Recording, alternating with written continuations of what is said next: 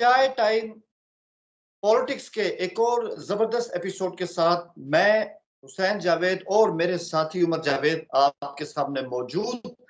Indian elections दूसरा phase और क्या ही टक्कर का फेज है। बहुत कुछ होने वाला है इसके अंदर और बहुत अहम स्टेट्स के अंदर जो चुनाव हो रहा है उसकी बहुत ज्यादा अहमियत बढ़ गई क्योंकि अब लड़ाई फैल रही है।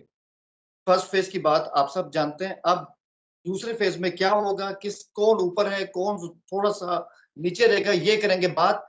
इससे पहले कि मैं उमर भाई के पास जाऊं और हम एक एक करके उन स्टेट्स का आपके सामने अहवाल पेश करें, सबसे पहले इस चैनल को सब्सक्राइब करें, मैक्सिमम इसको शेयर करें और जितनी मोहब्बत आपने अभी तक हमें, मुझे और उमर भाई को अभी तक अता की है उसके लिए आपका बहुत शुक्रिया।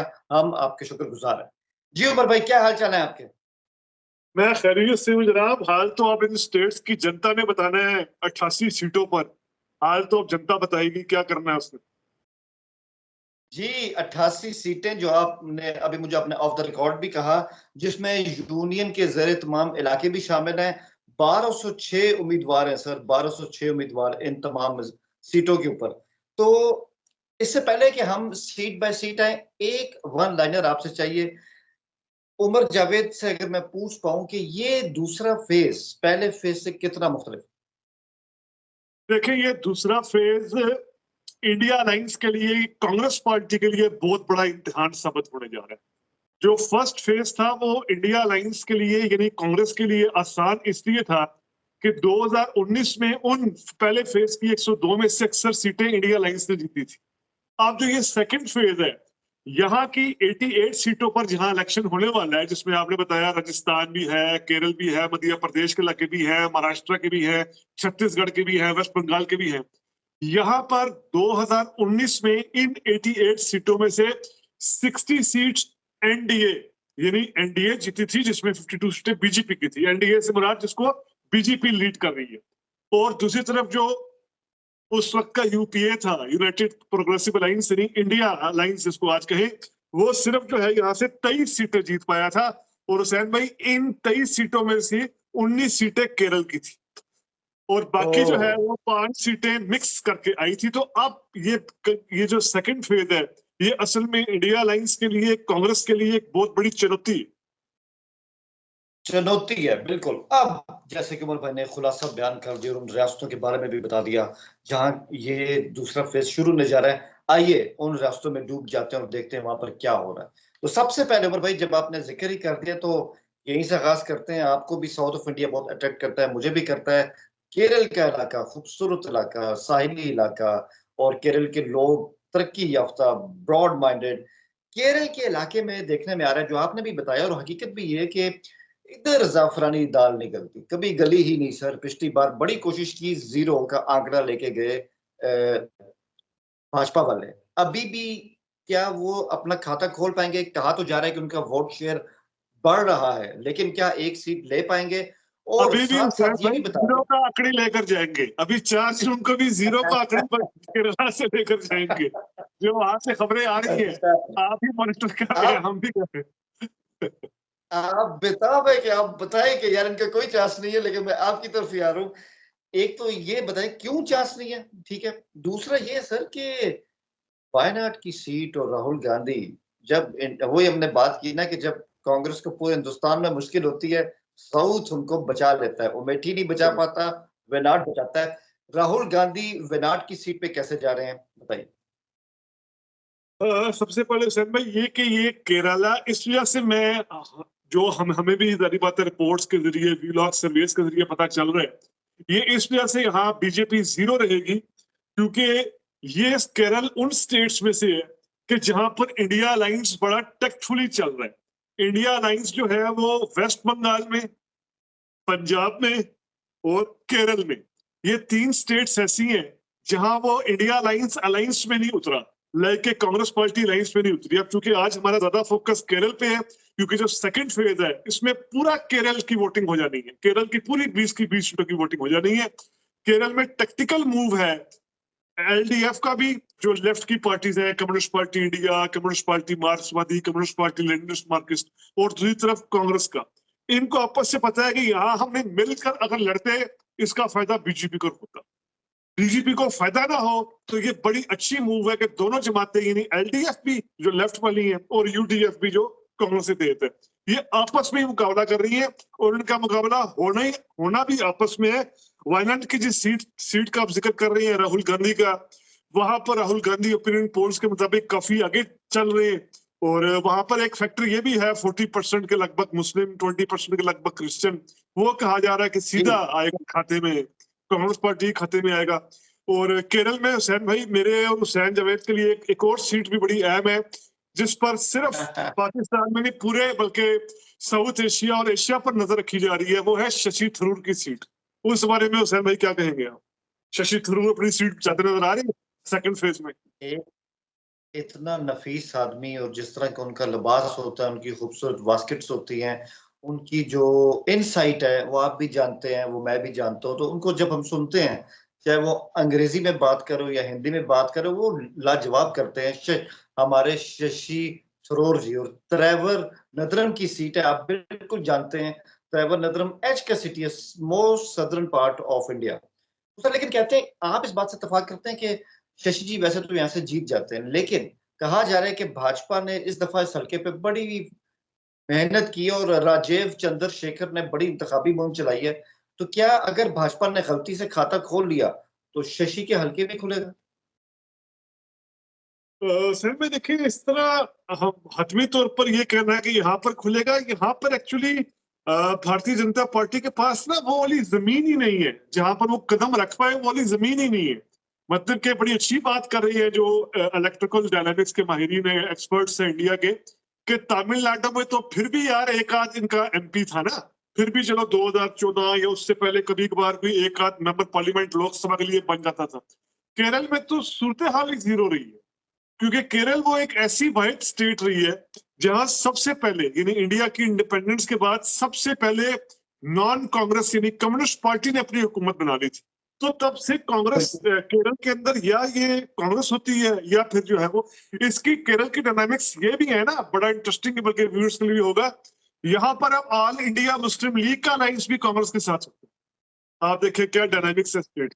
कांग्रेस का इत्तेहाद मुस्लिम लीग के साथ होता है, इवन जो वायनाड की सीट है राहुल गांधी की, उसकी भी हम बात करें, यहाँ कांग्रेस के लिए ना वो वाली पिच है नहीं, वो वाला लैंड है नहीं कि जहां वो कदम रख सके। नहीं, कांग्रेस नहीं सर, बीजेपी। बीजेपी, जी BJP, Bharatiya Janata party, sorry मेरे मुंह से वो, यहाँ पर भारतीय जनता पार्टी के पास वो जमीन है नहीं। हाँ, इट्स ओके, इट्स ओके। चले, जो मैं आपसे समझ पाया हूँ और जो हमारे व्यूज भी आपसे समझ पाए हैं केरल के बारे में, ये तो सर फिर वही बात है ना, इस पे हम अपनी आखिरी बात जो करते हैं स्टेट के हवाले से, वो तो यही है कि यहाँ से भरपूर लाभ मिलने वाला है इंडियन अलायंस को और मिलना चाहिए। इंडियन अलायंस देखिए, मैं नहीं अब क्या, या यूडीएफ या एलडीएफ, ठीक है, इंडियन अलायंस यहाँ पर उसका प्ले है नहीं ना। कहा जा रहा है कि जैसे यूडीएफ जब हम कह रहे हैं तो यानी कांग्रेस अलाइंस, तो कहा जा रहा है कि यहाँ पर यूडीएफ जो है वो ज्यादा ऊपर रहेगा, कांग्रेस अलाइंस, एलडीएफ जो लेफ्ट वाला वो नीचे रहेगा। बिल्कुल ठीक है। और सर अब हम अपने व्यूज को लेके चलते हैं केरल से थोड़ा आगे, जनूबी रियासत है, इसको टीपू सुल्तान की स्टेट भी कहते हैं, खूबसूरत इलाका है, और ये कर्नाटक की रियासत है। और कर्नाटक की रियासत में भी इंतखाबी चुनाव जो है ना, वो कोई ऐसे नहीं कि हम एकदम कह दें कि यार यहाँ सेफरनाइजेशन के लिए बड़ी जरखेज फजा है, इतनी भी नहीं है। यहाँ भी बड़ी टफ फाइट्स हो सकती हैं। और कहा जा रहा है कि बेंगलोर के जितने भी अजला हैं वहां तो शायद बीजेपी का स्ट्रॉन्ग होल्ड है, लेकिन मैसूर के इलाके जो है ना, वहां पर इंडियन अलायंस बहुत कुछ कर सकता है। तो क्या कहते हैं आप, क्या उमर भाई, ये जो कर्नाटक की स्टेट है, इसको भी हम एक स्विंग स्टेट कह सकते हैं? इसको हम स्विंग स्टेट कह सकते हैं, और यहाँ पर भारतीय जनता पार्टी ने एक बहुत बड़ा पॉलिटिकल गैम्बल खेला है, एक बहुत बड़ा सियासी जुआ खेला है। वो सियासी जुआ क्या खेला है, क्योंकि आपने बड़ी अच्छी तरफ इशारा किया, ये जहां सेकंड फेज में इलेक्शन होने वाले हैं, ये है ओल्ड मैसूर के इलाके, जो मैसूर का इलाका है यानी वो वाले इलाके हैं, और कुछ बेंगलुरु के इलाके हैं, बेंगलोर के इलाके। अच्छा, बेंगलोर में तो बीजेपी मजबूत है, बीजेपी का दबदबा है, बीजेपी का वहां इलेक्ट्रिकल कंट्रोल है। ओल्ड मैसूर पर कंट्रोल करने के लिए उन्होंने जनता दल सेकुलर के साथ इत्तेहाद किया है। जनता दल सेकुलर वो जो इंडिया के साबिक प्राइम मिनिस्टर देवी गौड़ा की पार्टी है और अब भी जनता दल सेकुलर के नाम से काम करती है। ये पार्टी बीजेपी के खिलाफ रही है स्टेट इलेक्शन में भी और उससे पहले भी। आप इन्होंने जनता दल सेकुलर ने और भारतीय जनता पार्टी ने ये आपस में अलायंस की है। भारतीय जनता पार्टी की कोशिश ये है कि जो ओल्ड मैसूर है यहाँ पर जनता दल सेकुलर के जरिए कुछ गेन किया जाए। अब ये तो दाव या बहुत बुरा उल्टा पड़ सकता है या कामयाब हो सकता है। उल्टा पड़ने को आया क्योंकि वहां जो जनता दल सेकुलर है उसकी रेपो इतनी अच्छी नहीं है, वो इतनी वहां मकबूल नहीं है क्योंकि वहां गवर्नमेंट वैसे भी कर्नाटक की है जिससे लोग काफी मुस्तफीद हो रहे हैं वहां की फ्री पॉलिसी से, फ्री बीज जो पॉलिसीज होती है। मैं आपकी बात समझ गया। अच्छा, ये भी यहाँ पे कहा जा रहा है सर, जरा मुख्तसरन बताइएगा कि कांग्रेस के पास फिर भी यहाँ पे ऐसे चेहरे हैं जो कर्नाटक के अवाम जानते हैं। सदरमिया का नाम उसमें आता है, शिव कुमार बहुत ज्यादा यहाँ पे पॉपुलर है और बड़ी जान, मतलब उन्होंने यहाँ पे लोकल लेवल के ऊपर लगाई है। बीजेपी के पास तो वही उनका पोस्टर बाय मोदी ही है और उसी को बेचने को मकामी सतह पे इतना बड़ा बंदा की बड़ा फेस उनके साथ नहीं है। तो आप इस बात से एग्री करते हैं? देखिए, मैं एग्री करता हूँ और आपने खुद एक हवाला दे दिया कि यहाँ पर जो है वो बजरंगी दल और ये मोदी ने ना स्टेट इलेक्शन में काफी हिंदू रिलीजियस नारे भी उठाए थे, जय बजरंग बली और सारा इस तरह करके। उसके बावजूद कर्नाटक के लोगों ने बीजेपी को शिकस्त दी। कोस्टल इलाकों के अलावा जो कर्नाटक के कोस्टल इलाके हैं वहां पर तो बीजेपी की दाल गल जाएगी बेंगलोर और कोस्टल इलाकों में, क्योंकि मोदी का मैजिक चल जाएगा। लेकिन बाकी जगहों पर जो है वो ओल्ड मैसूर, जहां सेकंड फेज, अभी हम सिर्फ सेकंड फेज तक है क्योंकि कर्नाटक अभी आगे भी चलना है, तब हम बात करेंगे। यहाँ फाइट हो सकती है, फाइट हो सकती है। हम ही नहीं कह सकते बीजेपी वॉश आउट हो जाएगी, मुकाबला हो सकता है। आपको किसका पलड़ा भारी लग रहा है? बिल्कुल शॉर्ट बताइएगा। यार 2019 में तो बीजेपी ने सफाया कर दिया था ना, एक सीट गालबन जीती थी सिर्फ ये कांग्रेस वालों। तो उसके मुकाबले में तो सारी बात है बीजेपी ने नीचे आ गया ना, 2019 के मुकाबले में तो बीजेपी ने नीचे आ गया, उससे ऊपर तो नहीं भर सकती ना। हाँ, उससे ऊपर नहीं, बस ठीक है। चलिए जी, बीजेपी से कर्नाटक से आगे चलते हैं और एक और स्विंग रियासत है और ये है महाराष्ट्र, जो इंडिया की माया नगरी भी कहा जाता है और बहुत तरक्की याफ्ता रियासत है। और इसके बारे में आप क्या देखते हो उमर भाई? जबकि यहाँ भी क्या कहा जा रहा है कि क्योंकि स्विंग रियासत है तो खुली फाइट है यहाँ पे इंडिया अलायंस की और एनडीए की, भरपूर किस्म की। तो आपको क्या लगता है किस को ज्यादा लाभ मिलने वाला है और कौन अंदाजों की गलती कर रहा है? और इस बात का भी जवाब दे दें, क्या उदय ठाकरे को जिस तरह दीवार से लगाया गया, सिंपथी फैक्टर उनके काम आएगा? ये अब इस फेज में पता चलने वाला है। जो पहले फेज की टक्कर थी ना, वो थी कांग्रेस की और महाराष्ट्र में और बीजेपी की। अब इस फेज, सेकंड फेज में जो ये गेम सारी चली गई है, इसमें मुकाबला ही शिवसेना का है। शिवसेना जो उसका ठाकरे का ग्रुप है, ठीक है, उद्धव ठाकरे का ग्रुप है, उसके दरमियान और एकनाथ शिंदे जो चीफ मिनिस्टर है महाराष्ट्र का, उनके दरमियान, या फिर एनसीपी के दरमियान मुकाबला है, यानी अजित पवार वाली भी जो बीजेपी के साथ है और शरद पवार वाली भी जो इंडिया अलायंस के साथ है। ये सेकंड फेज ने अब तय करना है।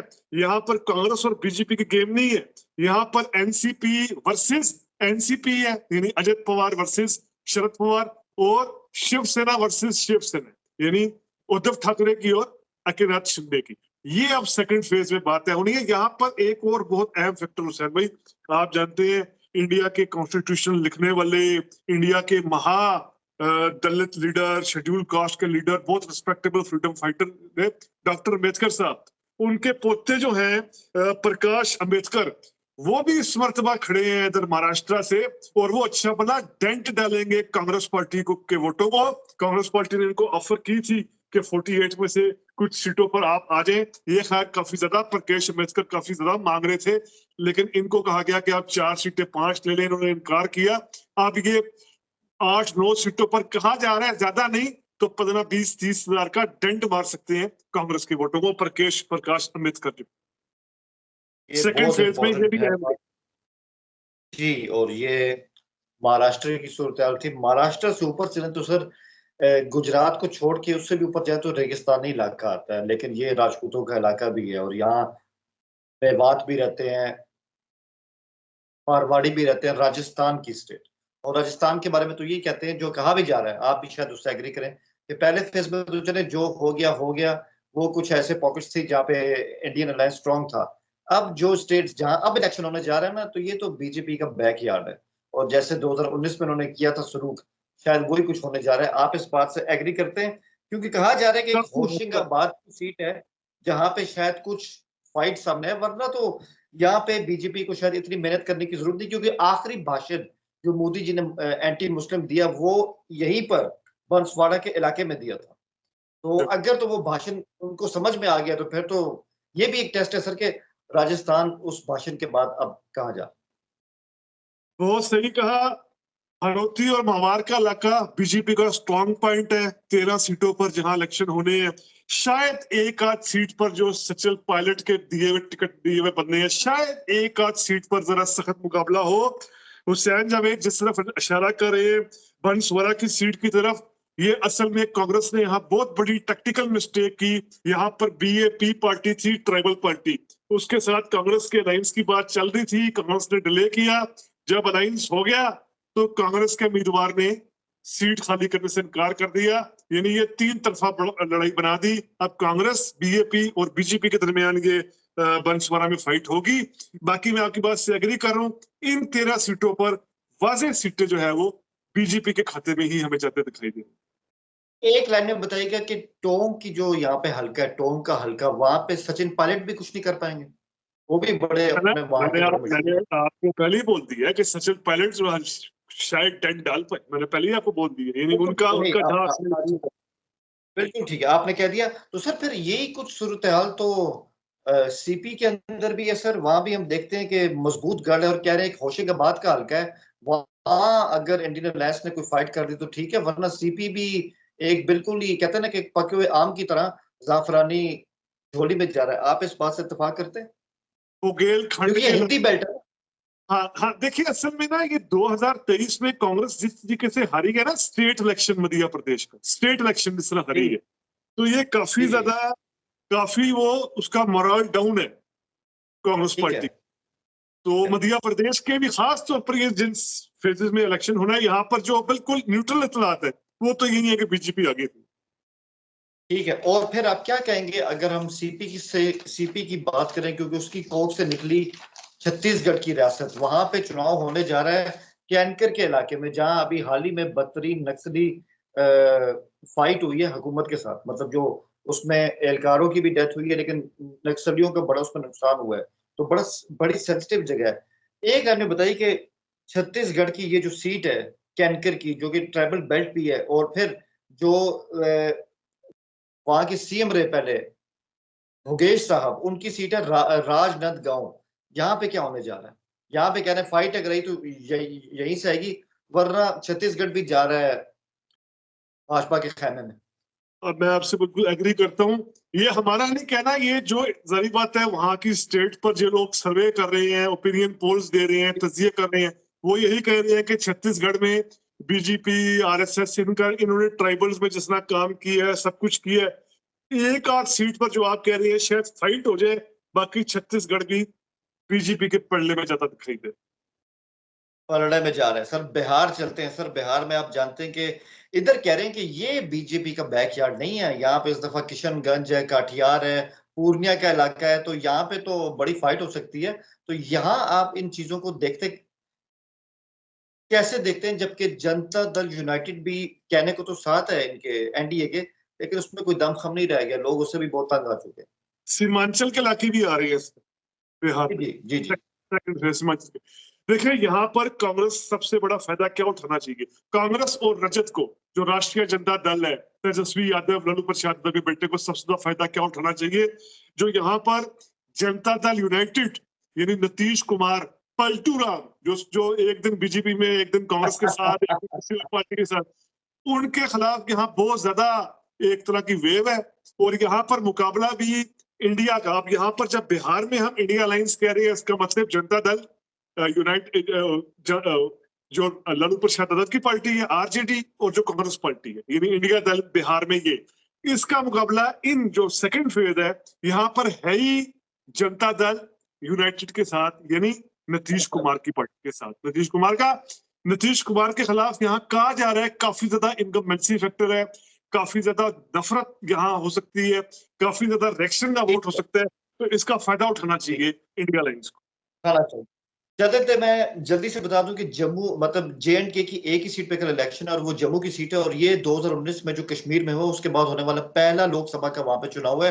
तो ये सीट 10 साल से जो है वो बीजेपी के पास जा रही है, और उम्मीद है कि जुगल शर्मा जो है बीजेपी के, वो यहाँ पे बासानी जीत जाएंगे, पहले भी जीत चुके हैं। तो ये मैंने कहा आपको बता दूं कि जम्मू में भी कल ये होने जा रहा है। जी उमर भाई अब चलते हैं, वक्त कम है और मुकाबला सख्त है। वेस्ट बंगाल में 3 सीटों पे टक्कर होने जा रही है। कहते हैं कि ममता जी की और NDA की, और ये है जनाब दार्जिलिंग, रायगंज, बालूरघाट। कैसे देखते हैं आप इसको? यार 2019 का पैमाना समझ रखें तब तो जरूरी बात है बीजेपी का यहाँ जोर चल सकता है। उसके बाद स्टेट इलेक्शन में कंट्रोल करने की इनको कोशिश की, लेकिन फिर भी अभी वेस्ट बंगाल शुरू हो रहा है। फर्स्ट फेज में 3 थी, अभी फिर 3 है, अभी आगे बढ़ना है। अभी जरा ये थोड़ा सा बीजेपी के इलाके हैं, ये जो नाम ले रहे हैं ना, अभी जब आगे बढ़ेगा ना तीसरे चौथे पांचवें फेज में, तब आगे ममता, कम्युनिस्ट पार्टी, कांग्रेस वाले वेट कर रहे हैं बीजेपी का। यहाँ जरा बीजेपी को एंट्री करने दे थोड़ी सी। हाँ एंट्री कर रहे थे, चले क्यों नहीं, उन्होंने अभी टूल प्लाजा क्रॉस किया, देखते हैं आगे कहाँ तक जाते हैं। उत्तर प्रदेश सर हमेशा से इम्पोर्टेंट है और दिल्ली का टिकट ही देता है हमेशा उत्तर प्रदेश। 80 सीटें टिकट क्यों ना दे। तो सर ये फेज में कह रहे हैं इस दफा जो है ना वो अगर लड़ाई होगी तो अमरोहा में होगी या मेरठ में होगी। और मेरठ में तो एक्टर भी बड़े मशहूर है जो कि है अरविंद गोयल, जो कि बीजेपी में है, और मथुरा की सीट पे ड्रीम गर्ल है, वो भी बीजेपी में है। तो क्या क्या देखते हैं, बिल्कुल मुख्तसरन बताइएगा क्या होने जा रहा है 8 सीटों पे यूपी में? यार देखिए यहाँ पर ना RLD फैक्टर भी है। जयंत चौधरी उन्होंने शामिल किए ना RLD फैक्टर, ये जाटों के वोट के लिए, ये चौधरियों और किसानों के वोट के लिए। तो अब ये RLD का अगर तो बहुत बड़ा रिएक्शन आ गया, फिर तो हम नहीं कह सकते अगर रिएक्शन आ गया तो। अगर रिएक्शन ना आया, जाटों ने, RLD ने अपने आप को क्लब कर लिया बीजेपी के वोटों के साथ, फिर वो जो है वो सही रहेगा। बाकी मेरठ और अमरोहा की आपने बात की, यहाँ पर ही जो रिसर्च बताती है, सर्वे बताते हैं कि यहाँ पर कुछ हो तो हो, बाकी जगह पर यहाँ पर वेस्टर्न यूपी के इन इलाकों में बीजेपी को ही आगे कहा जा रहा है। लेकिन RLD फैक्टर उल्टा ही पड़ सकता है कर्नाटक में JDUS की तरफ। हाँ जी जी। आसाम हमारी आज की आखिरी रियासत, 5 सीटों पर चुनाव है सर, और ये ब्रॉक वैली और ट्राइबल बेल्ट है सर। और यहाँ पे तो आप जानते हैं कि डायनेमिक्स बहुत ज्यादा कॉम्प्लिकेटेड है, हल्का बदलू की वजह से भी बहुत सारे प्रॉब्लम हुए हैं। आसाम को कैसे देखते हैं आप बताइए? असम के बारे में तो बड़े बड़े इंतखाबी पंडित भी यही कह रहे हैं कि यार हल्का बंदियां नहीं हुई हैं। यहाँ हेमंत बिस्वा शर्मा पर जो चीफ मिनिस्टर है, उन्होंने जिस तरीके से असम में सेक्टेरियन और रिलीजियस डिफरेंसेस को फरोग दिया है, हिंदू मुस्लिम की तफरीक को बढ़ाया है, क्योंकि इस स्टेट में 30% मुस्लिम प्लस है। तो अब तो या तो इस जो उन्होंने हिंदू मुस्लिम कार्ड खेला, या तो बहुत बड़ा नुकसान होगा बीजेपी को, या बहुत ज्यादा फायदा हो जाएगा। बहुत ज्यादा फायदा हो जाएगा। बहुत आपने कंप्रिहेंसिव अंदाज से बताया, और मैं यही कहूंगा कि यहाँ पे जो बांग्लादेश से मुस्लिम रेफ्यूजीज हैं उनकी भी बहुत अहमियत है। बहरहाल हमने कोशिश की कि दूसरे फेज से पहले एक उसका प्री एनालिसिस आपके सामने रखें। हमारा सिलसिला चलता रहेगा, ये गाड़ी चलती रहेगी। अपना बहुत ख्याल रखें और मुझे और उमर भाई को इजाजत दें। All the best. शुक्रिया।